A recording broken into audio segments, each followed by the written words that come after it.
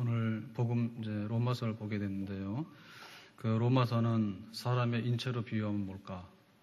사람의 척추, 몸에 그 척추가 바로 서야지 그 다음에 모든 것이 다 바로 서잖아요.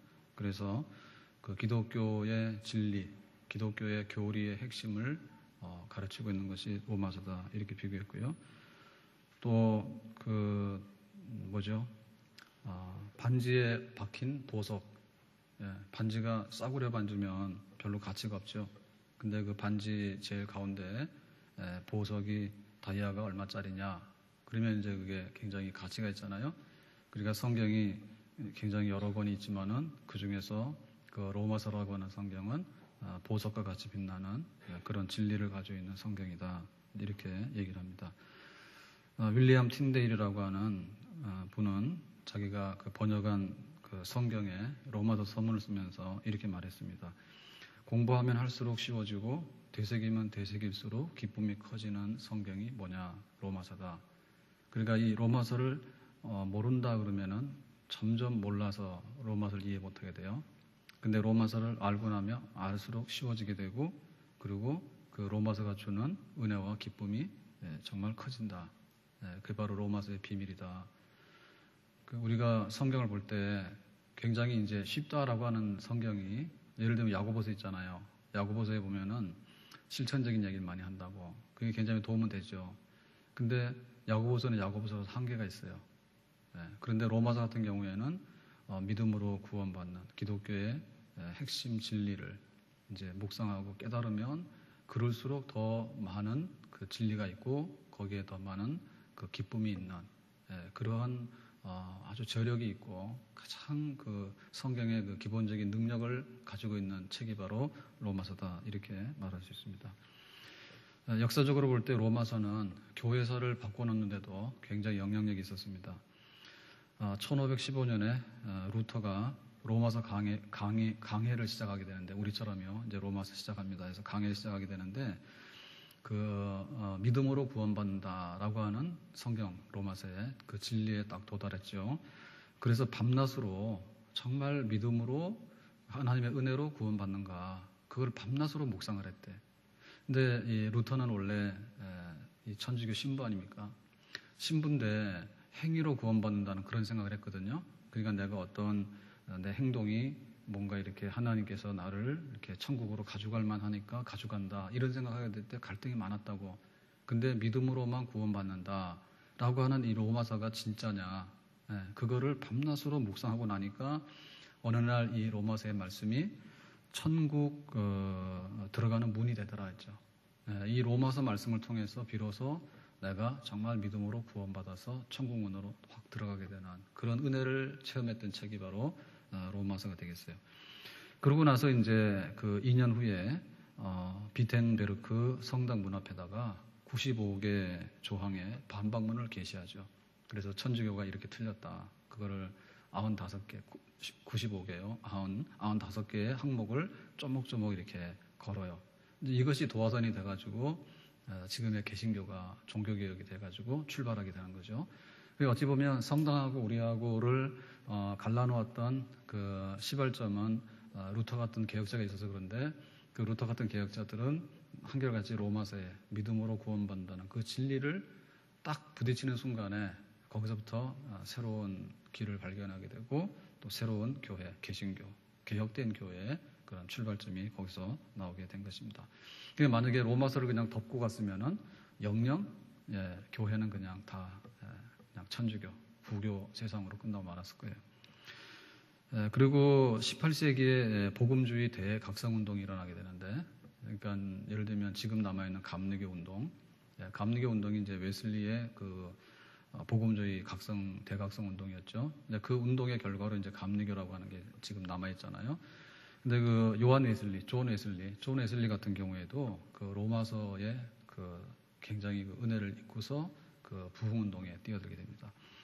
1738년 5월 24일 경건주의자 정기 예배가 있었다. 그러니까 당시에 그 영국교회라고 하는 것은 성공회가 영국교회예요. 천주교에서 갈라져 나오는 그 영국교회라고 있는 성공회. 근데 그 성경의 자체도 굉장히 그 예식적인 게 많고 또 이런 그 천주교적인 냄새가 굉장히 많거든요.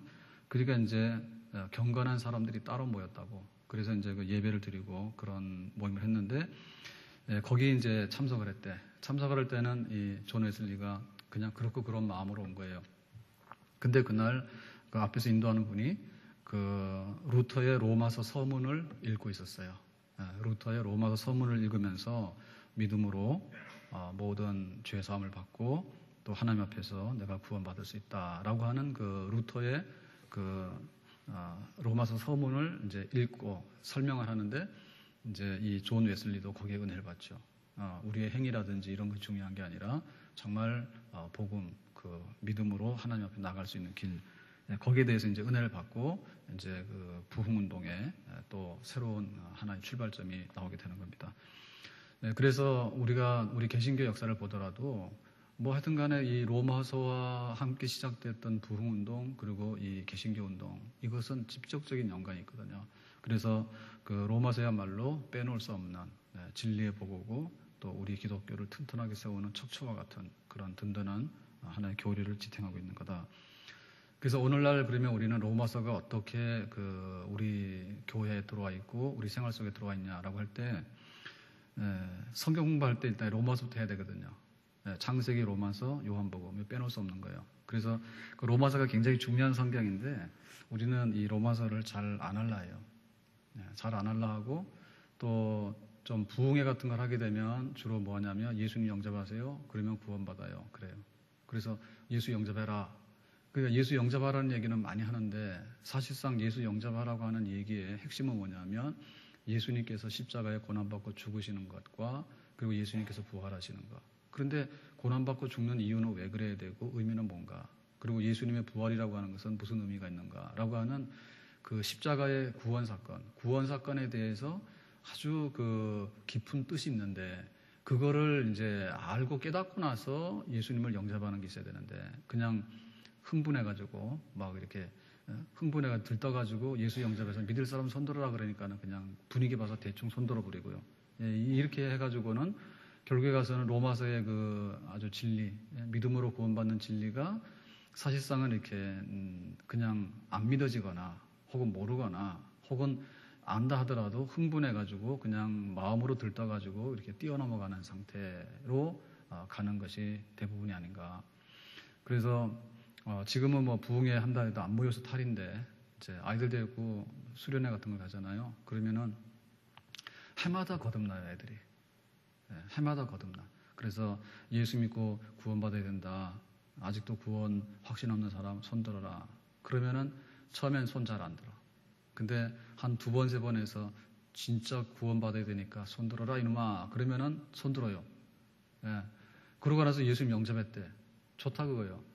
근데 1년 후에 또 간다니까 여름 수련회 또 가가지고 야 니네들 뭐 이렇게 해가지고 다 예수 믿고 구원받아야 되는데 다시 예수님 영접해야 돼. 그러면 작년에 이제 한번 손들었단 말이에요. 그러니까 안 한단 말이야. 그런데 너네 뭐 보니까 뭐 생활하는 게 맨 게임이나 하고 뭐 부모 속이는 속이고 그런 놈들 아니야. 그래가지고 예수님 영접해라. 그러면 또 눈치 보고 또 하나가 손들면 또 다 손들고 다 일어나요. 그러니까 그냥 구원받는 거를 1년마다 하는 거야. 구원받는 거를. 그러니까 여기 교회 오는 사람들 중에도요. 예수 믿는 거가 내가 진짜 믿어서 구원받는다는 거가 관심이 없고 모르는 사람도 태반이고 설령 안다 하더라도 오락가락이요. 분위기 좀 은혜 받아가지고 예수님 나의 구주가 됐다가 좀 냉랭하고 사건이 좀 틀어지게 되면 또 아주 그냥 그 예수님이 문 밖에 나가 있고 막 이런 그 현상이 굉장히 많다는 얘기죠. 그래서 아무튼 간에 우리는 그 로마서 안으로 쑥 들어가야 되겠다. 그래서 이번 기회에 로마서를 같이 읽으면서 정말 로마서가 주고자 하는 기독교의 복음에 대한 핵심의 진리를 내 것으로 소화시키고 또 이것을 가지고 정말 평생토록 흔들림이 없는 신앙생활을 할 수 있는 그런 은혜가 있기를 예수님의 이름으로 축원합니다. 자, 그러면 로마서 그러면 로마에다 보낸 편지죠. 그럴 때 이거는 왜 썼어요? 어디서 썼어요? 사도 바울이 그 1차, 2차, 3차 선교 여행을 하고 그러고 나서 이제 로마로 가죠. 그죠? 그러니까는 3차 선교 때 고린도에 와서 쓴 겁니다. 3차 선교의 중심은 에베소라 했어요. 근데 에베소에서 이제 바울이 복음 막 전하는데 에베소가 너무 많이 부흥하니까 거기서 그 그 우상 섬기는 사람들이 폭동이 일어나죠. 바울 때문에 우리 수입이 끊어져서 죽게 생겼다고. 그래가지고 바울이 구사일생으로 도망갔어요. 그래가지고는 이제 어디까지 가냐면 고린도까지 가죠. 그러니까 고린도는 바울이 2차 선교를 하면서 세운 교회고 또 2차 선교 때 고린도에서 오래도록 머물면서 그 굉장히 바울이 많이 연관이 돼 있는 지역이에요. 그 3차 선교 때 이제 고린도를 이제 다시 방문하게 된 겁니다. 그래가지고는 거기서 이제 겨울을 지나도록 석 달 동안 겨울이 되면은 배가 못 뜨고 하니까 석 달 동안에 지나면서 로마서를 쓰게 돼요. 로마서를 이제 보내게 되죠. 이제 그래서 거기에 이제 첫 번째 목적은 그 로마 교회는 사실은 로마 교회는 뭐냐면 바울이 가보지 않은데요. 나중에서 바울이 3차 선교를 마치고 예루살렘에 갔다가 거기서 이제 누명을 쓰고 죄인이 돼가지고 뭐 해결이 안 되니까 그 로마 황제에다가 재판을 청구해가지고 이제 로마로 가게 되는데요. 그러니까는 그 바울이 3차 선교 때 고린도에 가가지고 로마 교회에다가 편지를 쓸 당시에는 로마 교회를 가본 적도 없고 몰라. 근데 이제 듣는 소식에 로마에도 믿는 사람들이 있대더라. 이런 소식을 듣게 된 거죠. 그러면 로마는 뭡니까? 로마라고 하는 것은 그 당시에 세계를 제패하는 제국이죠. 그죠? 세계 중심의 나라예요. 그러니까 그 세계 중심의 나라인 수도가 가보고 싶잖아, 누구든지 가보고 싶잖아. 근데 믿는 사람들이 거기 있다 하니까 바울이 거기 가보고 싶죠. 근데 그냥 가는 게 아니라 로마에 가가지고 복음을 제대로 설명을 하고 믿음의 기초를 단단히 해주고 싶은 그런 그 마음이 있었어요. 있었어요. 그리고 그거를 이제 하나의 그 근거로 삼아가지고 스페인까지 가서 복음을 전하고 싶은. 그러니까 바울이 처음에 그 선교를 출발할 때 안디옥에서 출발하거든요. 안디옥 교회가 파송해서 1차 선교하고 2차 선교하고 다 하잖아요. 그러니까 이 안디옥이라고 하는 것은 그 터키의 동쪽이잖아요. 비교적 예루살렘에서 가까운 데 아닙니까? 그러니까 로마라고 하는 것은 저 끝이죠, 그죠? 끝이란 말이에요. 그러니까 로마를 베이스 캠프로 해가지고 로마에서 파송을 해주면 스페인까지 가겠다. 스페인 끝까지 가겠다라는 생각을 가지고 이제 로마 교회와 교제하고 내가 방문해서 복음도 전하고 거기서 이제 피차간의 은혜를 나누다가 형편이 되면은 나를 스페인으로 보내주거라. 이제 이런 뜻을 가지고 이제 로마서를 쓰게 되었습니다. 그래서 이제 나중에 그 바울이 로마를 실제로 방문하게 되는 것은 그 3차 선교 끝난 다음에 그 누명을 쓰고 죄수가 돼서 로마로 가는 바람에 로마를 가긴 갔어요. 가서 복음도 전했어요. 근데 어떻게 정했죠? 그 재판을 청구했기 때문에 바울은 죄수의 누명을 쓰고 갔잖아요. 죄수의 누명을 쓰고 로마서 끝에 보니까 뭐였죠? 우리 지난번 읽으면서 2년 동안의 가택 연금 상태에서 재판을 받아요. 재판을 받는데 가정집에다 세를 내가지고 거기서 이제 군인이 지키는, 그러면서도 사람들하고 자유롭게 만날 수 있는 상황으로 나중에 바울이 실제로 로마를 방문해요. 그래가지고 이제 로마 교인들하고 교제도 하고 이제 이런 역사가 있게 되는데, 아무튼 간에 모양은 달랐지만은 바울이 로마 교회에다가 보낸 편지대로 나중에 로마를 실제로 방문하고 복음을 전하는 그런 일은 실현이 되게 되는 것입니다. 자, 그래서 이제 우리가 이제 로마서를 이제 보게 되는데, 모든 편지는 뭐냐면, 편지란 말이에요, 이거는. 로마서 그럴 때 로마 편지인데, 로마 교회에다 보낸 편지인데, 이 편지에는 다 뭐냐면 인사말이 있고 문안하는 서두 글이 있어요. 인사말이 있어요. 그러면 인사말은 어떻게 시작되어야 되는가라고 하는 것이 이제 오늘 우리가 읽은 본문입니다. 우리가 이제 부모님 전상서, 그러면 뭐예요? 내가 장남이다 혹은 막내다. 그런데 이제 객지 나와 있어. 그럴 때 부모님한테 추석에 갈라 했더니 못 가게 됐습니다. 그렇지만은 여차여차해서 안부하니까 부모님 건강하게 잘 지내십시오. 뭐 이제 이런 식으로 우리가 문안 편지를 쓸 거 아닙니까? 편지를 쓸 때 제일 먼저 쓰는 게 뭐냐면 쓰는 사람이 누구냐, 그게 들어가게 되고, 그 다음에 이 편지의 목적이 있잖아요. 돈 보내달라. 그게 있든지, 혹은 그냥 명절 때 못 가니까 건강하게 잘 지내십시오. 뭐 문안 인사한다든지 목적이 있을 거 아니에요. 그것이 맨 앞에 들어가죠. 그래야지 이제 이 편지가 그 제대로 이제 써지게 되고 편지가 제대로 구성이 될 수 있잖아요. 그 로마서도 그렇게 돼 있어요. 그 옛날에는 국군 장병들한테 위문 편지를 많이 썼어요. 요즘에는 그런 거 안 하죠. 초등학교 다닐 때 그게 쓰는 게 일이지, 그지? 허구한 날 학교 선생님이 그러잖아. 오늘 군인 아저씨한테 편지 쓰라 그러면 군인 아저씨 본 적도 없는데 그래가지고 다 같이 쓰는 때 뭐예요? 군인 아저씨 안녕하세요. 저는 뭐 호국초등학교 1학년 1반 누구입니다. 그런데 뭐 안녕히 계세요. 그러고는 끝내잖아. 그러니까는 그 로마서 쓸 때 제일 먼저 해야 되는 게 뭐냐면 이 편지 쓰는 사람이 누군가예요. 예. 그리고 이 편지를 쓸 때 이 편지의 주제가 뭐냐고요. 예. 뭐 국군 장병한테는 장병 뭐 수고해라. 우리는 당신들 때문에 학교 잘 다니고 있다. 이런 얘기 아니에요. 그죠? 자, 그러면은 오늘 1절 말씀에 보면 편지 쓰는 바울은 누군가를 자기가 자기를 소개하는 겁니다. 1절 말씀인데 다 같이 읽어보겠습니다. 시작. 예수 그리스도의 종 바울은 사도로 부르심을 받아 하나님의 복음을 위하여 택정함을 입었으니. 자, 나는 편지 쓰는 나는 누구요? 바울이죠. 자, 바울은 세 가지로 설명하라는데 뭐예요? 그리스도의 종. 첫 번째 종이에요. 자, 두 번째는 뭡니까? 사도. 네? 사도로 부르심을 받아. 사도. 자, 세 번째는 뭐예요? 택정하심을 입은 자. 택하심을 입은 자. 요 세 가지가 바울을 설명하는 거예요. 자, 여기에 볼 것 같으면 첫 번째 종이라고 설명했는데 나는 종이다. 그리스도의 종이다 그랬는데 종이라는 말은 뭐냐면 노예라고 하는 말이에요. 자, 노예라고 하는 말은 뭐예요? 나는 아주 값으로 치면은 이지매매된 사람이야. 네.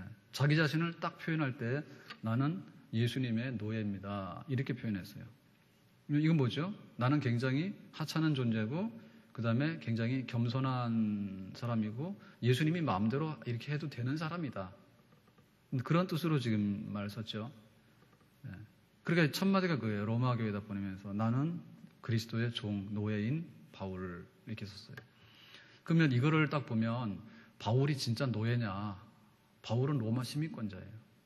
그 당시에 50%가 다 노예 신분이에요. 그 당시에. 막 남의 집에 머슴 사는 막 몇 사람이 아니고 당시에 그 로마라고 하는 나라의 구성이 조그만 데서 점점 이렇게 나라가 커져가지고 세계를 제패하게 되잖아요. 그러니까 가서 뭐 이렇게 전쟁해가지고 다 이기면 다 잡으면 다 노예야. 그런 식이 되니까 50%가 노예라니까. 그러면 가정교사도 뭐야? 노예야, 노예. 예? 가정교사도 노예. 그러니까는 바울이 지금 노예로 가는 표현은 바울은 로마 시민권자예요. 그리고 또 바울은 뭐냐? 헬라 철학을 공부한 지식인이야.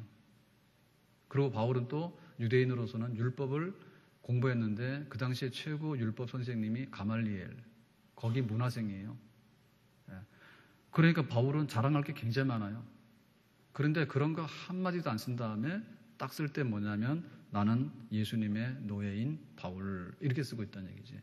그러니까 이거는 굉장히 의도적인 얘기죠.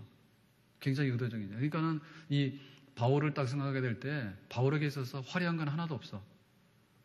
바울에게 있어서 화려한 거, 자랑할 만한 거 이런 거는 굉장히 많아요. 근데 그런 거를 몽땅 다 내려놓고 나는 그냥 노예 이렇게 딱 한마디로 쓰고 있다. 예. 이건 예수님께서 마음대로 할 수 있는 그런 아주 존재다는 그런 표현입니다. 그래서 우리가 볼 때 나 자신을 소개하라 할 때 뭐라고 해야 될까라고 할 때 제일 믿는 사람이 제일 먼저 해야 될 때 나는 예수님의 종 이렇게 써야 된다. 그때 뭐냐면 우리 다가 예수님의 노예입니다. 이런 말을 제일 먼저 써야 돼. 그러니까 이거를 딱 쓸 수 있는 사람이 어떤 사람이요? 이거를 쓸 수 있는 사람이면 정말 그리스도의 그 속한 사람이라 볼 수 있죠. 나는 예수님의 노예라고 쓸 수 있는 사람. 근데 보면은 성경에 보면은 이 반대로 된 사람이 너무 많아요. 예. 사울왕 같은 경우 이스라엘의 초대 임금. 사울왕은 임금 딱 세워놓으니까 하지 말라는 짓만 불순종만 계속하죠. 그래서 하나님께서 속상해서 다윗을 왕으로 세우고 사울을 패했어. 왜? 너무 말을 안 들어. 그 다음에 우시아 같은 사람은 굉장히 능력이 있는 사람이에요. 아주 나라를 크게 발전을 시키고 이랬는데 제사를 제사장이 드리는데 자기가 제사장 드리는 제사를 자기가 드린다고 하다가 하나님께서 그 왕이 제사를 왜 드리냐 해가지고 문둥병 쳤어요. 그때 문둥병자가 돼가지고 평생을 별궁에서 아주 외롭고 고독하게 살다 죽었어. 또 우리 요한 3세에 보면 뭐 합니까? 으뜸되기를 좋아하는 디오드레베. 이 사람은 교회에서 뭐 하자고 그러면은 자기 마음대로 안 되면 뭐든지 안 해. 그래서 목사님 설교하는 것도 못하게 하고 말이에요. 그런 식의 사람이지. 그러니까 여기에 비하면 사도 바울은 한마디로 노예. 굉장히 간단하잖아요.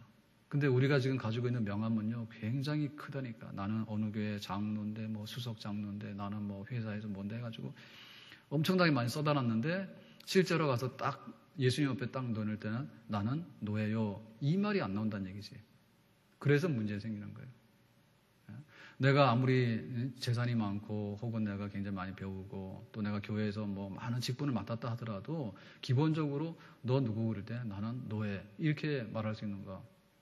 이것이 바로 우리가 나 자신을 소개할 때 제일 먼저 나와야 되는 말이다. 자, 그랬는데 그러면 한없이 노예냐, 한없이 노예면은 사도 바울이라고 하는 존재는 먼지처럼 티끌처럼 없어지잖아. 그러면 하나님 일을 못 하잖아요. 그래서 나는 사도입니다 했거든요. 사도라고 하는 말은 부르심을 받은 자예요. 어떤 목적을 위해서 부르심을 받은 자, 파송된 자는 뜻이야. 그러니까 이 사도라고 하는 말은 그 12사도에게 쓸 때 쓰는 말이에요. 나머지는 못 써. 근데 실제상 바울은 어땠습니까? 실제적으로 바울은 예수님께서 직접 뽑은 12사도는 아니죠. 다메섹 도상에 핍박하러 가다가 부활하신 예수님 나타나가지고 너 왜 나 핍박하느냐? 당신 누굽니까? 그랬더니 나는 네가 핍박하는 예수라. 이래가지고는 이제 막 이렇게 극적으로 그 이방인을 위한 사도로서 회심한 그런 이 바울이잖아요.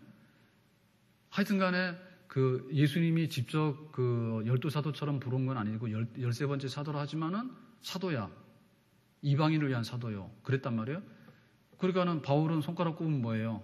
12사람, 13사람, 요 손 안에 드는 특별 계층에 특수한 임무를 부여받은 사람이지. 그러니까는 노예라고 하는 말하고 사도라고 하는 말하고는 땅 차이인데 자기가 어떤 부탁된 일을 충성스럽게 감당하는 것은 노예고 자기가 해야 되는 일을 해야 되는 데 있어서 가지고 있는 권위는 뭡니까? 권세는 사도라. 그러니까 사도이기 때문에 그 바울은 자기가 이렇게 뭐 키가 작고 뭐 혹은 뭐 대머리고 뭐 매부리 코고 뭐 어쩌고 얘기를 많이 하지만은 바울은 사도라. 그러니까 막 누구 앞에 가더라도 예수 그리스도가 부탁한 복음을 전하는 사도로서의 그 당당함은 절대로 바울이 잊어버리지 않는 거지. 그러니까 이면이 바로 그 사도로서의 그 권위와 위엄을 한마디로 표현해 주는 거예요. 그러니까 실제로 이 바울에 대해서요. 사도권에 대해서 많은 그 반대 내지는 의심이 있었어요. 특히나 고린도 교회 같은 데는 거짓 선생들이 와가지고 그 바울은 능력도 없고 말도 잘 못하고 변변치 않고 그리고 추천서가 불분명한 자기 스스로 뭐 사도라고 하는데 그거는 뭐 증명서도 없고 뭐 이래가지고는 한때 고린도 교회가 사도 바울에게 등을 돌리잖아. 그럴 정도로 바울의 사도됨에 대해서 많은 도전이 있었다고. 그렇지만 바울은 끝까지 나는 사도야. 그리스도가 나를 파송해서 이 사명을 감당하러 준 사도다라고. 그러니까는 인간적인 면에 있어서는 노예처럼 겸손하게 하고 그리고 하나님이 나를 세웠다고 하는 데 있어서는 세상에 누가 뭐라 하더라도 흔들림이 없는 사도로서의 그 당당한 권위와 권세를 잃지 않고 그것을 가지고 나갈 수 있는 사람. 이게 바로 바울의 모습입니다. 우리가 이거 반대로 하면 안 되거든요. 반대로 하면 막 인간적으로 보면은 자기가 막 대접받으려고 높아지려고 막 그래요. 그런데 집사직을 받았어라고 할 때 집사가 뭐냐라고 할 때 집사는 잡사야. 그런 말하고 돌아다니면 안 돼요. 권사가 뭐냐 할 때 아니 내가 무슨 권사야 이런 말하고 하면 안 돼. 그런 말하면 당장 가져와요. 딱 뺏을 테니까. 뭐 집사님, 권사님 오늘 막 이렇게 머리 스타일이 멋있고 뭐 옷이 막 멋있어요. 그러면 입이 막 찢어져요. 근데 집사님 그러면은 왜 나를 집사라고 그래? 뭐 그런 거 하지 마라. 나를 뭐 영이라 해. 막 순이라 이러는데 그러시면 안 돼.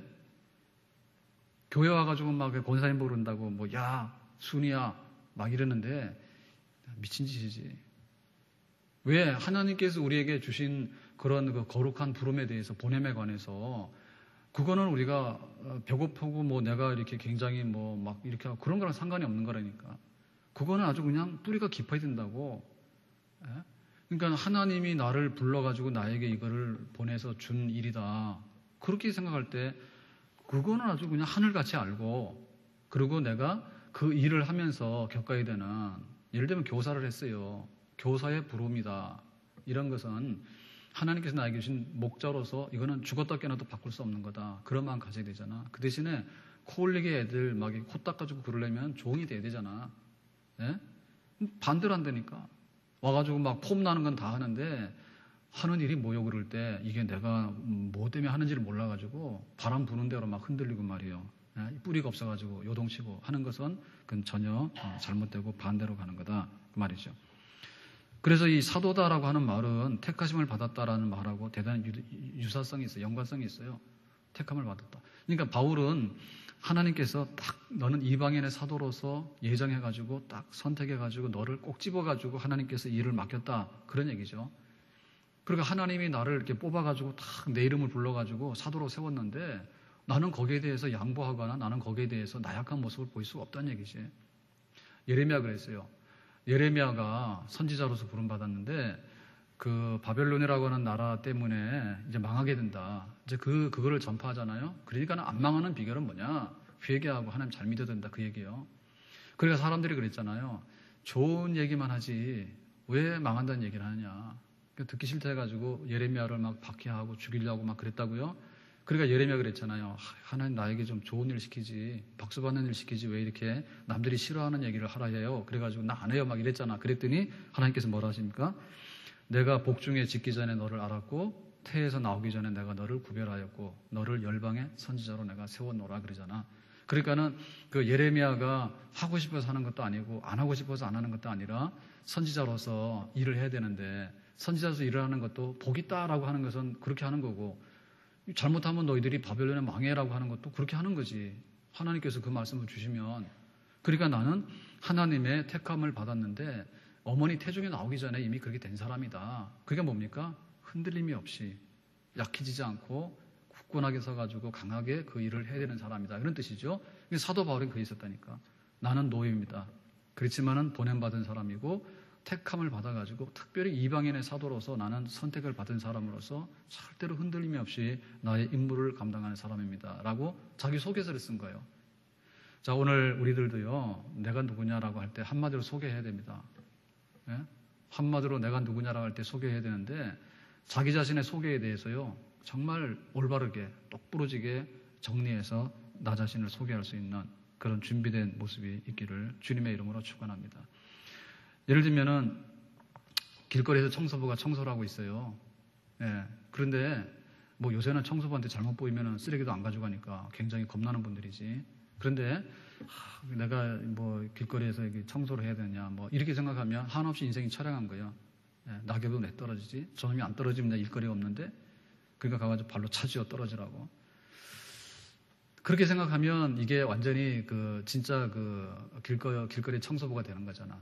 그런데 내가 하는 일로 인해 가지고 야 남들은 나쁜 짓도 하고 돌아다니는데 나는 뭐예요? 깨끗하게 해가지고 정리하고 내가 하는 만큼 월급 받고 얼마나 좋은 거예요. 예. 그렇게 생각하면 뭡니까? 천직이지 천직. 그러니까 천직이라고 하는 것이 더 강하면은 그 사람은 되는 거예요. 예? 경찰이 말입니다. 경찰이 원래 월급이 많거나 그러지는 않잖아. 공무원이니까 그죠? 그런데 내가 그래도 일을 하면 정말 이렇게 우리 국민들에게 도움이 되고 이런 일을 하고 있다라고 하는 천직으로서 일을 하게 되면 굉장히 자신감이 있고 자기 긍지가 있는 겁니다. 그런데 막 도둑하고 결탁해가지고 너 도망가라 내가 뭐 풀어줄게 이런 식으로 해가지고 이게 막 사이비가 되면요 엉망진창이에요. 그러니까 지금 우리가 세상이 잘 못 사는 세상이 된다는 얘기는 그런 얘기야. 청와대는 가려고 하는데 죽으라고 싸워. 예. 그 정치하는 사람들도 자기 얘기만 하면 좋은데요. 자기 얘기 한마디 하면 상대방 까는 얘기는 3마디 한다가. 그러니까 막 이 대통령 선거하는데 스트레스 받아 죽겠어 아주. 예? 자기 얘기나 잘하면 되잖아. 근데 한마디 해놓으면 꼭 상대방에 대해서는 한 2-3마디 막 비난을 하는 거예요. 그러니까는 점점 그것만 늘어나는 거예요. 그러니까 청와대 가는 데는 아주 열불났다고 청와대 가는 데는 막 열불났는데 나올 때는 또 이거 잡혀서 가는데도 열불나는 거야. 그러니까 이게 나라가 됩니까 이게. 그러니까 우리가 교회 왔을 때 참 영광 받으시는 일을 위해서는 나는 사도요 택하심 받은 사람이야. 나는 내가 예단교회 권사하고 내가 예단교회 집사인데 이거는 막 하나님께서 나에게 주신 벼슬인데 하나님 나에게 부탁하는데 이거는 바꿀 수 없는 거야. 이건 나의 첫째 기업이야. 그렇게 생각하는데 와서 할 때 화장실 가서 좀 청소나 좀 하시고 주방 가서 좀 설거지나 하세요 그러면요 입이 나와서 가버린다니까. 그건 해야 되는 거지. 내가 종이다 그거지. 그래서 우리가 자기 자신에 대해서 내적으로는 강하고요. 내적으로는 강해야 돼. 그러나 바깥으로 보일 때는 남들에게 참 내가 종으로서도 잘 섬길 수 있는 이런 모습을 가지고 할 수 있는, 거꾸로 되지 않도록 사도 바울을 닮아가는 그런 모습이 우리에게 있기를 주의 이름으로 축원합니다.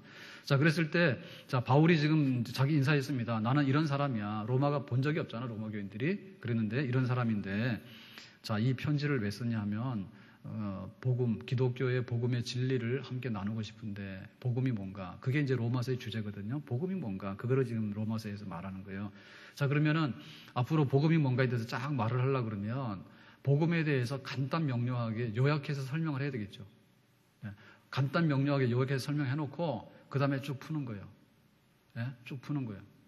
그죠? 그래서 복음이란 무엇인가를 간단 명료하게 바울은 지금 요 안에서 설명을 하고 있는데요. 자, 2절 말씀을 보겠어요. 성경 2절 다 같이 봅니다. 시작. 이 복음은 하나님이 선지자를 통하여 그의 아들에 관하여 성경에 미리 약속하신 것이라. 자, 사도 바울이 딱 소개한 다음에 제일 먼저 소개하는 게 뭐야? 자기 자신 말고 내가 바울인데 뭐를? 복음을 그랬잖아. 그러니까 로마서에서 하고자 하는 얘기는 복음이 뭔가를 설명하는 거예요. 자, 그랬을 때 복음은 뭐라고요? 하나님이 이렇게 해서 우리에게 주신 것이다 이 얘기죠. 하나님이. 자, 그러니까 여기서 뭡니까? 복음의 기원. 복음이 도대체 어디서 떨어진 거냐라고 할 때 이거는 하나님께서 우리에게 주신 복음이다. 자, 이 말을 반대로 하면 뭐예요? 복음이라고 하는 것은 뭐냐 할 때 어느 소설가가 소설에 막 써가지고 나온 이런 그 얘기다. 이렇게 생각하면 뭐예요? 그 복음의 출처가 소설이 뭡니까? 소설이면 안 소설이면 끝나는 거지. 안 소설이면 끝나는 거잖아요. 그리고 이 복음이라는 건 뭐냐? 이 사회에 문제가 많아서 사회를 혁명을 해야 돼. 나라를 바꿔야 돼. 그러니까 막 어떤 혁명가나 어떤 사상가가 나와가지고 이게 옳아, 이렇게 해야 돼, 이렇게 해가지고 나온 거라면 이건 복음이 아니지. 그 조선 시대가 열릴 때 이성계가 조선 시대를 열 때 정도준이라는 사람이 맞으면 이성계의 멘토고 그 사상의 뒷받침이 된 그런 사람이죠. 그러니까는 그 동대문, 남대문, 서대문 해가지고 이 사대문을 성을 쌓고 사대문을 만들고라고 하는 것이 그냥 대충 해서 대문 하나 내라 해서 한 거 아니죠, 그죠?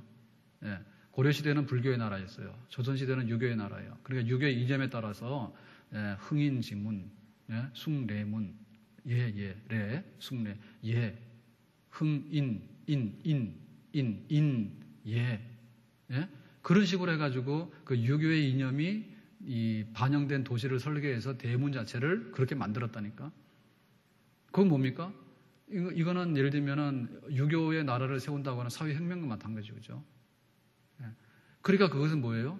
그것이 유효할 때는 서 있는 거예요. 그러나 그것이 유효하지 않을 때는 예를 들면은 유교가 번창해서 굉장히 조선이라고 하는 꽃을 피웠습니다. 그랬는데 그 메이지 주인 해가지고 일본 사람들이 그 미국 사람 등에 업고 이렇게 해서 막 영국가 몰려드니까 소위 말해서 뭐예요? 근대화가 우리나라 늦어졌잖아요. 개방이 늦어졌잖아. 신문물을 받을 때 늦어지니까 우리나라가 식민지로 전락한 거 아니에요? 그러니까 유교의 나라는 없다 그지? 그럼 끝나는 거잖아요. 그러니까 복음의 기원이 뭐냐 그거예요. 복음의 기원은 하나님이에요.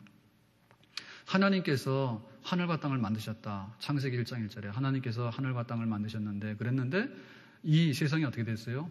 하나님께 불순종함으로 인해 가지고 이 세상이 타락했죠. 세상이 타락했는데 세상이 타락하게 된 데 있어서 주범은 누구요? 주범은 주인공이지. 주인공이 잘못 저지르니까 세상이 다 타락된 건데 주인공이 누구요? 사람이지. 아담과 하와지. 사람이 타락해가지고 하늘과 땅이 다 죄로 물들어가지고 타락한 거 아닙니까? 그 복음이란 건 뭐냐? 하나님이 만든 세상을 하나님께서 다시 뜯어 고쳐가지고 회복하려고 하는 거. 그게 바로 복음이에요. 그렇죠? 그러니까 복음은 어디서 나왔냐를 할 때 하나님께서 만든 세상을 하나님의 세상으로 다시 개조하고 그것을 회복하기 위해서 하나님께서 우리에게 복음을 주신 것이에요. 믿습니까? 그러니까 이 복음의 기원은 하나님께로부터 온 것이다. 복음의 기원은. 그러니까 우리가 굿뉴스라고 할 때 굿뉴스라고 할 때 그 굿뉴스가 뭐냐? 그거는 오늘 이렇게 돼가지고 좀 경기가 활성화됐습니다. 아니면 우리나라 올림픽 가서 메달 땄습니다. 굿뉴스입니다. 그러니까 그 굿뉴스는 얼마 못 간다니까. 기원이 그거기 때문에 그 기원이 소멸되는 동시에 없어지는 거예요. 8월 달에 올림픽 할 때는 야단이 났어. 금메달 하나 따면 매일 금메달 떴다고 막 방송해서. 지금은 어디 간지 모르잖아. 4년 후에는 더 몰라. 그러니까 그 기원이라고 하는 것이, 굿뉴스의 기원이라고 하는 것이 어디서 나오는 거냐라고 할 때 그것이 하나님께로부터 흘러내리는, 그야말로 하나님만이 줄 수 있는 좋은 소식, 기쁨의 소식. 그게 바로 복음이다. 기원이. 자, 그렇다면은 오늘 이 말씀에 보면 뭡니까? 이 하나님이 주신 복음인데 이것의 근거는 뭐냐 그죠? 텍스트는 뭐냐 그죠? 텍스트는 뭐냐면 성경에 미리 약속하신 것이라 했어요. 그러니까 하나님께서 복음을 주시는데 하나님이 무슨 뭐 증명서가 있거나 계약서가 있어야 될 거 아니에요? 그래야지 그 복음이 제대로 설명이 되어지고 복음이 보존 가능한 거 아닙니까? 그러니까 그것은 성경에 기초한 것이다. 그러니까 성경에 그 예수님께서 오셔서 십자가에 고난받고 죽으셔서 우리를 구원했다는 얘기는 하나님이 우리를 구원하는 데 있어서 갑자기 온 사건이 아니다.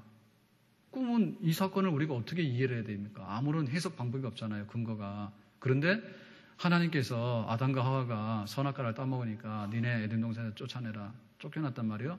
그때 양의 가죽 옷을 입혀서 내보내죠. 그죠? 그리고 여자의 후손이 너 뱀의 머리를 깰 것이고 메시아가 올 것이다. 그런 얘기 하셨잖아요. 그죠? 그러니까는 구약 성경에 이미 메시아를 보내가지고 하나님이 우리를 구원하는 얘기를 수도 없이 했어. 창세기부터. 타락한 직후부터 했어. 그죠?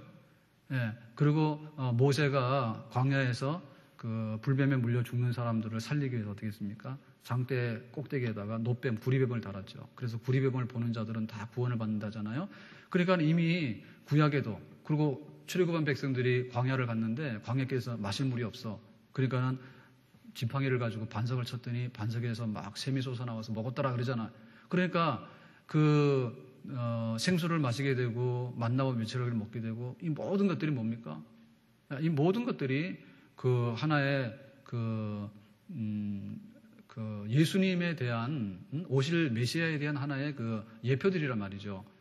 그러니까 그 예수님을 믿어서 구원받는 이 사건은 아무런 근거 없는 사건이 아니라 구약 성경에 누차 기록을 했고 또 선지자들의 입을 통해서라도 누차 말씀을 해가지고 드디어 이루어진, 그러니까는 예수님의 구원이 성경에 기록된 대로 우리에게 이루어졌는데 그것의 클라이막스, 제일 예수님이 구원한다는 얘기에 가장 아주 확실하게 마지막에 드러낸 그 절정적인 사건이 하나님의 아들로 와가지고 십자가에 죽은 사건이다. 그렇게 이루어졌다. 그렇기 때문에 이 십자가의 이 구원의 복음이라고 하는 것은 뜬구름이 아니라 성경의 지지를 받아서 근거한 그런 하나의 확실한 우리의 구원의 근거가 되는 줄로 믿습니다. 그래서 베드로가 오순절날 성령이 막 임했을 때 그때 뭐라고 했냐면 나가서 설교했잖아요.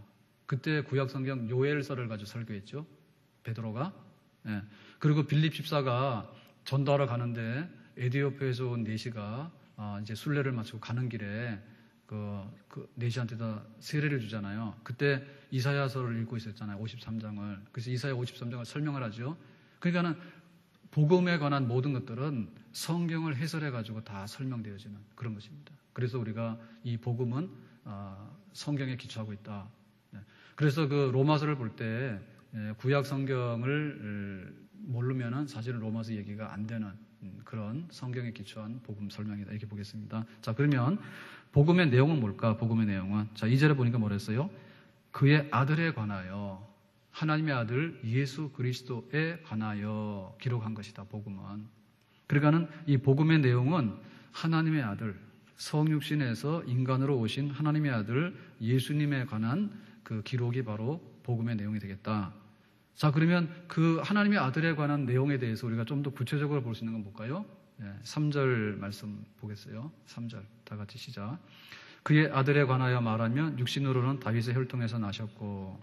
자, 그래서 그 아들 예수 그리스도가 복음의 이제 주인공의 핵심인데, 예수님으로 말하면은 육신으로는 다윗의 혈통에서 나셨고, 그러니까는 그 마리아의 몸에서 성령으로 잉태돼서 출산하셨고 그랬죠. 자, 4절 같이 성결의 영으로는 죽은 자들 가운데서 부활하사 능력으로 하나님의 아들로 선포되셨으니 곧 우리 주 예수 그리스도시니라 그랬죠. 자, 그래서 예수는 부활해가지고 능력으로 하나님의 아들로 선포됐다 그랬는데 부활했다 그 말입니다. 근데 여기 부활함으로 인해서 하나님의 아들로 선포되었다라고 하는 말을 오해하면 안 되는데, 부활했으니까 능력이 있고 능력이 있으니까 하나님의 아들이 비로소 됐다는 얘기가 아니죠. 그런 뜻이 아니라 부활함으로 인해 가지고 이미 예수님은 하나님의 아들이에요. 마리아의 몸에서 태어날 때, 마구간에서 태어날 때도 하나님의 아들이고, 목수의 아들일 때도 하나님의 아들이고, 그분은 원래 하나님의 아들이야, 예수님은. 그런데 부활함으로 인해 가지고 그 하나님의 아들의 영광과 존귀함을 마음껏 드러낸 거죠. 그렇죠? 마구간에 태어났을 때는 영광의 보좌를 버리고 온 하나님의 아들이라고 보기가 어렵잖아요. 그랬는데 부활함으로 인해 가지고 이분이 정말 하나님의 아들로 권세와 영광이 있는 분이다라고 하는 것을 드러내신 거죠. 그죠? 비로소 하나님의 아들이 된 게 아니라. 자, 이게 뭐냐면, 자, 복음의 핵심은 뭡니까? 하나님의 아들 예수님에 관한 얘기야. 그러면 하나님의 아들 예수님에 관한 얘기의 핵심 뭐예요? 태어나서 고난받으시고 죽으시고 부활하시고, 그래서 우리 인간을 구원하기 위해서 인간으로 오셔서 죄인 취급받으시고, 우리와 똑같이 시험을 받으시되 죄는 짓지 아니하시고, 그러나 마지막에는 부활하심으로 인해 가지고 사망의 권세를 깨시고, 그래서 믿는 자들에게 구원을 줄 수 있는 분. 그러니까 우리가 알고 있는 뭡니까? 십자가의 그 구원 사건이 있죠. 십자가의 구원 사건이 예수님에 관한 얘기의 핵심이고, 또 십자가의 구원 사건이 바로 복음의 핵심이다. 그것을 분명히 말해주는 거죠. 믿습니까? 그래서 그 예수님의 그 십자가 사건, 탄생부터 부활하심 사건, 여기에 대해서 우리가 충분히 깨닫고 이해하지 못하면 복음의 의미를 알지 못하는 거고, 복음의 의미를 알지 못하면 복음이 주는 구원의 능력과 그 감격에 대해서 우리는 제대로 알 수 없다. 그러니까 복음의 예수 그리스도가 누구이고 무슨 일을 하셨는가를 우리가 철저히 알아야 된다. 그걸 말하고 있는 겁니다. 자, 그러면 이 복음은 범위가 어디까지 미치는 거냐라고 하는데요. 5절 말씀 보겠습니다. 5절 말씀 다 같이 시작. 그로 말미암아 우리가 은혜와 사도의 직분을 받아 그의 이름을 위하여 모든 이방인 중에서 믿어 순종하게 하나니. 자, 그러면 복음의 주인공은 예수 그리스도에 관한 얘기인데, 내용은 이것은 어디까지 범위가 미칩니까? 모든 이방인 중에서 그랬어요. 그러니까 자, 이방인이라는 말은 뭡니까? 유대인들을 포함시켜서 모든 이방인. 그러니까 복음에 있어서 배제되는 사람은 있다 없다? 복음에 있어서 배제되는 사람 없다. 그죠? 자, 바울이 예수 믿기 전에는 철저한 유대교 신봉자였죠. 그리고 유대교 지도자였어요. 그랬을 때 바울은 그 유대교에 대해서 어떻게 생각합니까? 유대교가 잘못하고 있었던 것은 뭐냐면 선민주의가 잘못돼가지고 배타성을 가졌다고. 요나가 니네에 가서 말씀 전하니까 안 가. 왜 안 가? 그랬더니 쟤네들은 우리 원수요. 그러니까 요나의 생각 속에는 유대인들은 구원받아야 되지만은 이방인들, 특히나 니네처럼 말이에요, 우리를 괴롭히는 원수들은 멸망해버려야 된다, 이런 생각이 있었다고. 그건 잘못된 거죠. 그래서 이 복음 그럴 때 이 복음은 대상이 누구냐라고 할 때 유대인만 아니라 이방인까지, 누구든지 남녀노소, 뭐 흑인이든 뭐 백인이든 상관없이 누구든지 예수님 안에 올 수 있는 사람이면 다 혜택을 주는 그런 복음. 그것이 바로 복음의 성격이다, 그 얘기죠. 그 때문에 우리가 로마서를 읽고 또 이렇게 복음을 얘기할 때 하나의 그 담이 있거나 혹은 하나의 계층간의 위화감이 있으면 절대 안 돼요. 교회 안에서 우리가 교회가 섰을 때 이 교회는 복음으로 인해서 세워진 그런 교회거든요. 그럴 때 우리가 인간들끼리 차별하는 장벽이 있으면 안 돼. 지금도 우리 사회에서 옛날에는 이제 그 사회 문제 그러면 세대 간의 그 대화가 안 되고 충돌이 되는, 그러니까는 뭐 아버지 세대, 아들 세대 그럴 때 아버지는 우리는 뭐 놀 때 아무것도 없어가지고 그냥 뭐 팽이치기 나고 그랬어. 그런데 지금 애들 놀라 그러면은 컴퓨터 사줘, 게임 사줘 막 이러니까는 야, 니네는 왜 그러냐. 세대 간의 문제가 아니라 지금 간의 문제는 뭐라고요? 계층 간의 문제라죠. 똑같이 초등학교 5학년인데 한 아이는 굉장히 가난하고 한 아이는 굉장히 부자예요. 그러니까 거기서 오는 그런 차이가 있다잖아요. 그러니까 우리 교회 안에도 뭐 나이 드신 이 할아버지 할머니 세대하고 지금 우리 초등학교 애들 세대하고의 그 세대 차이가 문제가 아니고, 똑같은 30대, 똑같은 40대라도 생활 방식에 있어서 자기 거를 고집하면서 예수님 안에서 우리가 한 문화, 하나의 그 공동체적인 삶을 향해 나가는데 이 장벽이나 블로킹이 너무 많으면 그건 아직도 복음의 능력이 없는 교회지. 그러니까는 누구나 모든 이들이 섞여서 그 안에서 예수님의 그 나라를 맛볼 수 있는 그 바로 복음의 능력이고 그것이 바로 우리 교회 안에 있어야 되는 거죠. 자, 그러면 복음의 목적은 뭐냐? 복음의 목적. 복음의 목적은 뭐냐면 믿어 순종하게 하나니 그랬죠. 5절 끝에. 예. 그래서 이 복음이 기대하는 바는 뭐냐면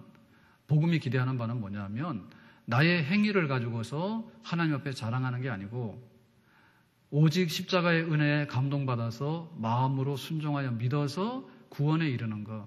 그것이 바로 이것의 목적이 되겠습니다. 그러니까 우리가 복음 그럴 때 이 복음은 결국에 가서 모든 사람이 믿어 순종해서 구원에 이르는 것이 그 목적이기 때문에 우리가 그 믿음에 이르는 그런 과정들에 대해서 굉장히 귀중하게 여기고 믿어서 순종함으로 인해서 구원받는다라고 하는 것에 대해서 굉장히 우리가 우리가 나타내야 되는 우리의 반응이고 우리가 나타내야 되는 하나의 우리의 마땅한 태도다. 그러니까 복음이 선포되는 곳에는 주여 내가 믿나이다. 주여 내가 믿나이다. 내가 정말 마음의 문을 열고 내가 오늘부터 주님을 내가 영접해서 그렇게 살겠습니다. 나의 공로나 나의 자랑할 것은 없습니다. 그런 하나의 이렇게 참 삭개오가 그랬잖아요. 삭개오가. 너 내려오라 그러니까 삭개오가 예수님 그러고는 뽕나무 위에 올라가 있다가 내려와가지고 집으로 모신 다음에 예수님 제가 가난한 사람한테 재산 절반을 주고 그 다음에 내가 뺏어온 게 있으면 4배로 갚고 그렇게 하겠습니다. 그랬잖아요. 그죠? 그러니까 내가 철저하게 예수님 모실 때 나는 믿음으로 새로워지겠습니다라고 했던 표시, 이런 순종으로 받아들이는 것, 이것이 바로 복음이 전파되는 곳에서 일어나야 될 마땅한 반응이 되겠습니다. 그런데 자기가 양반 행세하고 내가 이만큼 배웠는데 내가 그 성경 그런 걸 내가 믿을 줄 알아 이렇게 하고 이렇게 불순종하고 배척하고 자기 교만해서 막 거드름 피고 하는 것은 이거는 완전히 멸망으로 가는 그런 현상들이 될 거겠죠. 자, 그럼 마지막으로요. 이 복음이 가지고 있는 최고의 목적은 뭐냐라고 했을 때 5절에 보니까 뭐랬습니까? 그의 이름을 위하여 그랬죠. 우리가 믿어서 순종하고 구원을 받아야 되는데 믿어서 구원받고 하는 데 있어서 왜 우리가 그렇게 믿고 구원을 받아야 되죠? 우리가 믿고 구원을 받잖아요. 그죠? 우리가 믿고 구원을 받는데 왜 하나님께서 우리에게 이렇게 구원이라고 하는 것을 믿음은 구원이라고 하는 것을 선물로 주셔야 돼? 그것은 우리가 잘 되라고 하는 그런 우리에 대한 목적이 최종적인 목적이 아니고 목표가 아니고 내가 믿었으니까 당연히 구원받는다고 그렇게 하는 게 아니라 내가 믿어 순종해서 믿으면서 구원을 받게 되면 그것은 뭐냐면 예수 그리스도께 영광과 존귀를 드리면서 구원하신 예수님을 높이는데 그 복음은 최종적인 목표를 가지고 있는 거예요. 하나님이 세상 창조할 때 왜 창조했어요? 우리 잘나라고 창조한 거 아니에요? 하나님께서 창조하신 분으로서 영광을 받으시기 위해서 창조하신 거예요. 우린 피조물이야. 하나님이 우리한테 뭔가를 해줘가지고 하나님이 막 끌려다니면서 막 우리 뒤치다거리 하라고 해서 하나님 세상 창조한 게 아니에요. 하나님이 꽃을 만들고 새들을 만들고 인간을 만들 때는 하나님께 존귀와 찬양을 드리는 그런 목적을 가지고 하나님께서 세상을 만드신 줄로 믿습니다. 하나님이 세상을 만들어 놓고 하나님이 털리려고 한 거 아니란 말이에요. 하나님이 세상을 만들어 놓고 이리저리 끌려다니면서 뒤치다거리는 하고 우리가 이용하는데 하나님이 막 이리저리 끌려다니고 그렇게 털리려고 한 게 아니라 거꾸로니까 하나님 영광이 하나님 세상을 만드신 겁니다. 그러면 예수님을 이 땅에 보내셔서 예수를 믿어 순종하는 자에게 구원을 주시는데 하나님께서 우리에게 구원을 주시기 위해서 막 끌려다니면서 노예처럼 막 다니느냐 그런 게 아니에요. 구원 못 받으면 누가 손해요? 네가 손해야. 그래서 결국에 뭐냐면 구원하신 하나님의 이름, 예수 그리스도의 이름이 존귀하게 드러나는 예수님의 왕권이 존귀하게 드러나는 것, 그것이 바로 복음이 목표하고 있는 마지막 목표라 그 말이죠. 그러니까 예수님이 우리의 왕이시다. 아멘 주 예수여 어서 오시옵소서. 예수님께서 우리의 왕이시다. 근데 예수님께서 그 왕되심에 대해서 찬미와 찬양을 받으시는 우리 계시록 보면은 그 영광의 보좌 있는데 영광의 보좌에 막 그 24장로들도 있고 뭐 네 생물도 있고 천사들도 있고 구원받은 성도들 14만 4천이 있는데 다 같이 하는 게 뭡니까? 다 같이 하는 게 찬양이에요. 예? 다 같이 하는 게 어린 양의 그 피를 정말 찬양하고 하나님의 창조하신 그 하나님 위대한 위엄을 찬양하고 그 찬양하는 거예요. 그러니까 우리가 구원받는 것은 우리의 목적이 아니고요. 구원으로 인해 가지고 하나님께 존귀와 영광, 예수 그리스도의 존귀와 영광이 드러나게 되는 것이 마지막의 목적인 줄로 믿습니다. 그래서 우리가 이 복음을 전할 때에 내 이름으로 하면 안 돼요. 주일날 오후에 권사님 오셔서 이거 뭐 전도하라고 했는데 이제 우리가 몇 가지 이제 하려 하는데요. 이렇게 조그만 요만한 그 스티커를 이게 그 예를 들면 지윤옥 권사님 그러면 지윤옥 권사님 해가지고 연락처 해가지고 이렇게 스티커를 만들었다고 쬐끄만 거 손가락만해 요만해 그거 해가지고 이제 이렇게 주보 같은 거 전도지 나눠줄 때 여기다 붙여서 이렇게 주는 거예요. 그러면은 뭐예요? 무슨 권사님이 예단교회 권사님인데 이렇게 이걸 줬구나. 교회 왜 왔어? 그럴 때는 내가 길에 가다가 이게 주보를 받았는데 이런 게 있는데 이 지 권사님 나눠준 거 주보 보고 왔어요. 뭐 이러면 이제 인도가 되는 거지. 근데 우리에게 그런 게 필요하거든요. 왜냐면 뭐냐면 자기가 무슨 일을 해야 된다고 하는 자기 책임 내지는 명확성이 있어야 돼. 그렇잖아요. 우리가 마트 가서 뭐 살 때 사과 어디서 만들었어? 혹은 이거 어디서 뭐 왔어 할 때 생산자 표시 다 해요. 그러면 굉장히 신뢰성이 생겨요. 이게 도대체 어디서 나온 물건인지를 모르면은 신뢰가 없다니까. 뭐 나주배 그러더라도 나주가 배가 유명하긴 하지만 나주배 중에서도 나주배가 하나야 어디? 그러니까 거기다 뭐 김철수, 이철수에 써놓으면은 낫잖아요. 그리고 아닌 게 아니라 지금은 택배도 해요. 제주도에 그 올레길 가면은 나중에 그 귤 따다가 남은 거 갖다 놓고 먹으라 하는 그런 것도 있어요. 근데 보면 그거 먹고 나면은 그 집에 그거 다 있어요. 누구네 집 그 귤밭에 핸드폰 해가지고 그러면 택배라도 시키면 다 배달된다니까 지금은. 그러니까 우리가 복음을 전하는데 그런 어떤 책임성이 있어야 된다는 의미에서는요. 그걸 밝히는 게 좋아요. 밝히는 게 좋잖아요. 내가 누군데 당신 예수 믿으세요. 나 전했어요. 당신 책임이에요. 그런 거 좋잖아. 그런데 그것만이 되면 안 된다는 얘기지 마지막에는. 우리는 그걸 안 해서 문제고 그걸 합니다 이제. 그런데 그거 하고 나서 뭐냐면은 결국에는 내 이름을 위해서 내가 전도하러 다니냐 그거야. 내 이름을 위해서. 예? 그리고 우리 교회를 위해서 전도하러 다니냐 그거지. 우리 교회 해봐야 이거는 좀 있으면 다 없어져요. 지금 2000년 된 교회가 남아있는 교회가 어디 있어요? 그러니까는 내 이름이나 내 교회나 혹은 우리나라 선교사들이 가 있지만은 너는 예수 믿어야 돼. 너 한국이 최고야. 예수 믿어서 한국 가야 돼. 그거는 사입이지. 야, 너 예수 믿어야 돼. 선교사님 전했을 때 나는 한국 선교사지만은 한국에서는 선교사 맞긴 맞아. 그런데 예수님이 우리의 왕이시야. 예수님이 우리를 구원하신 그분이 맞으셔. 그러니까 예수님께 영광을 돌려야 돼. 우리는 예수님의 나라에 들어가야 돼. 영생해야 돼. 그것이 온전한 우리의 복음의 마지막 목표인 줄로 믿습니다. 아멘? 오늘 말씀 맺겠습니다. 바울은요, 로마에다가 편지를 쓰면서 나는 누구라고 간단히 소개한 다음에 내가 소개해야 되는 복음에 대해서 복음은 하나님이 주신 것이고 그리고 이 그 복음이라고 하는 것은 근거가 구약 성경과 선지자들이 이미 다 말한 것이고 그리고 이 복음의 내용의 알맹이는 뭐냐면 하나님의 아들 예수 그리스도에 관한 것인데 탄생부터 부활까지를 다 포함하는 그 내용이고 그리고 이 복음이라고 해서 범위가 유대인만이 아니라 이방인에게도 그건 충격적인 말입니다. 누구나 다 열려있는 그런 그 넓은 범위를 가지고 있는 복음이고 그리고 이것은 반응을 보일 때 나 잘났다고 나의 그 행위를 자랑할 것이 아니라 믿고 순종해서 아멘으로 받아들이는 겸손한 태도면 된다라고 하는 그 복음의 그 목적, 믿고 순종하라고 하는 그것을 포함하는 것이고 마지막으로 예수 그리스도가 진정한 왕이십니다라고 하는 예수님의 나라 왕국에 관한 그런 내용인데 우리가 복음을 전해서 예수님만을 높이는 그런 것이 돼야 되겠습니다라고 간단하게 인사해서 이 말을 한 다음에 앞으로 본격적으로 로마서에서 이 복음을 전하려고 합니다. 아무튼 간에 나는 복음을 제대로 알고 있는가? 나는 제대로 복음을 알고 있는가? 내가 받은 바 알고 있는 이 복음을 나는 제대로 설명을 할 수 있는가?